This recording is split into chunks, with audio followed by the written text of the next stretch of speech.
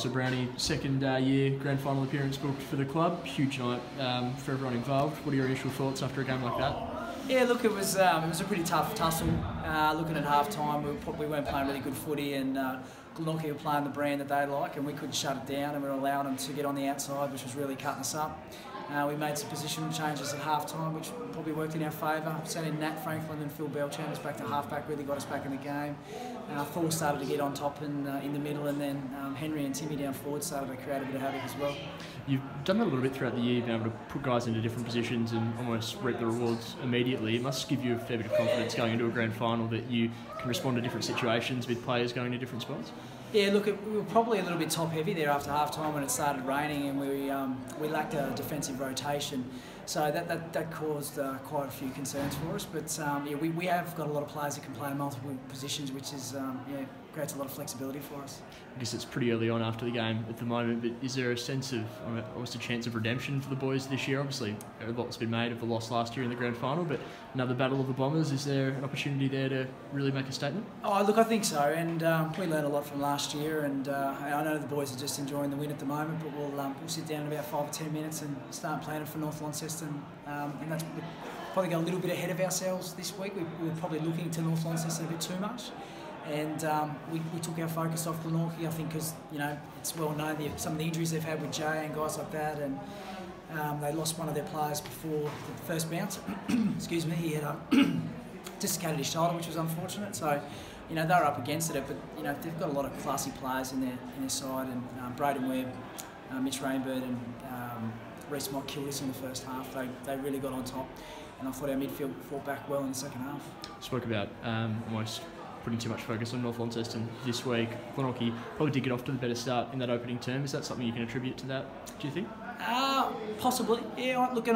Looking through the guys when we had our pre-games and all that sort of thing, they looked pretty switched on, and I think Glenorchy they were just a lot more hungrier for the ball in the contest, and they made us pay. What's the, I guess, again, pretty early on after the siren now, but what are the plans for the next couple of days for the boys? Is it business as usual, or? Yeah, we'll try and look, it's grand final week, so it's hard not to get excited. You'll have people talking to you all week. It'll be in the media, on the news every night. So it's guys have got experience now. Most of the group have got experience from last year, and there'll be a few new boys that don't. But yeah.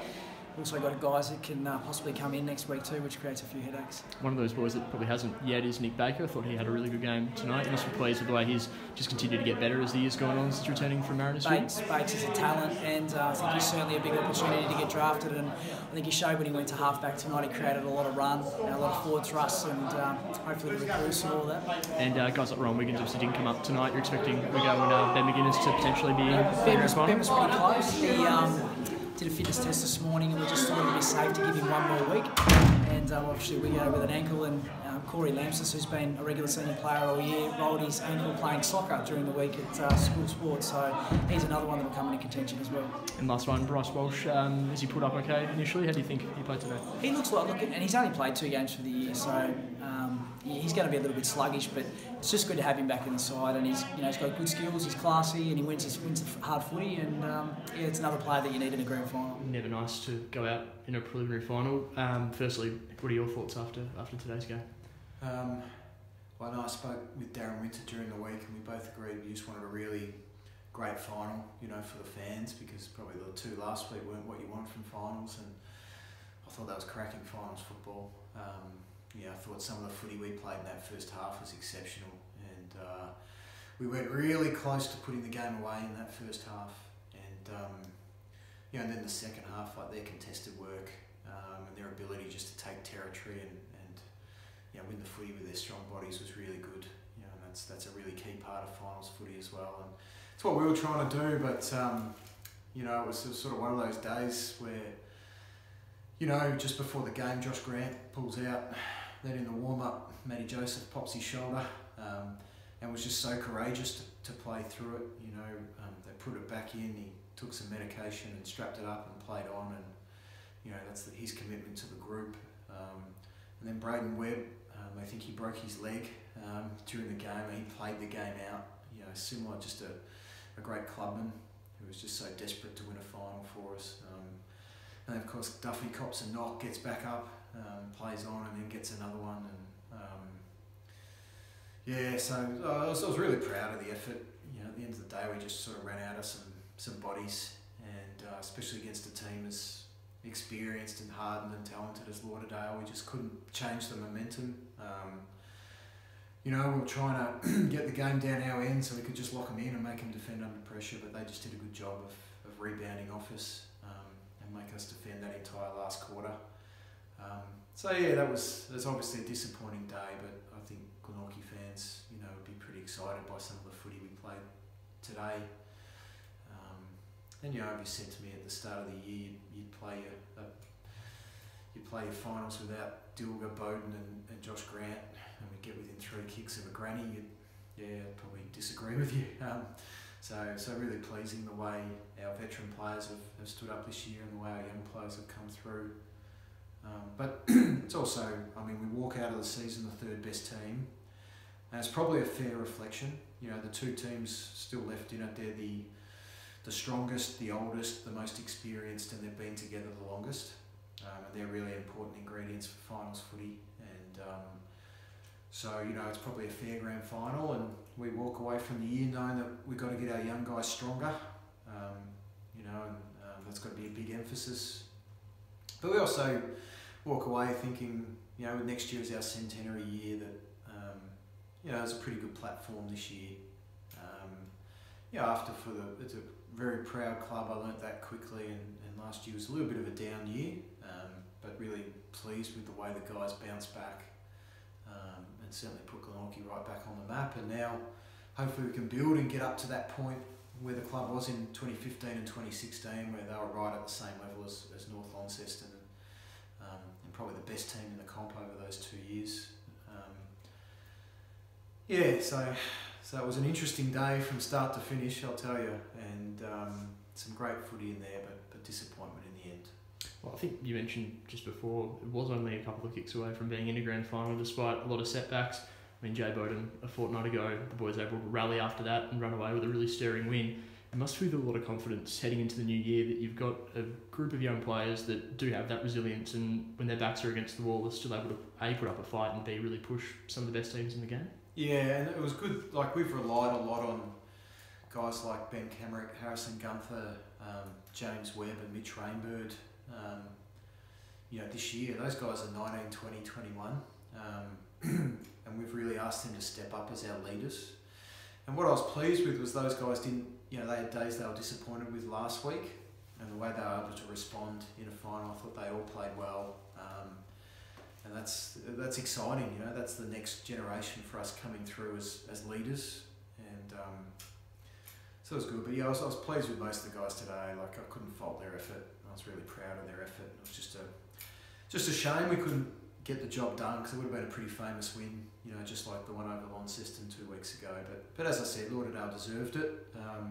They've been building over a long period of time. You've got to respect, you know, they're 7 straight years in the finals.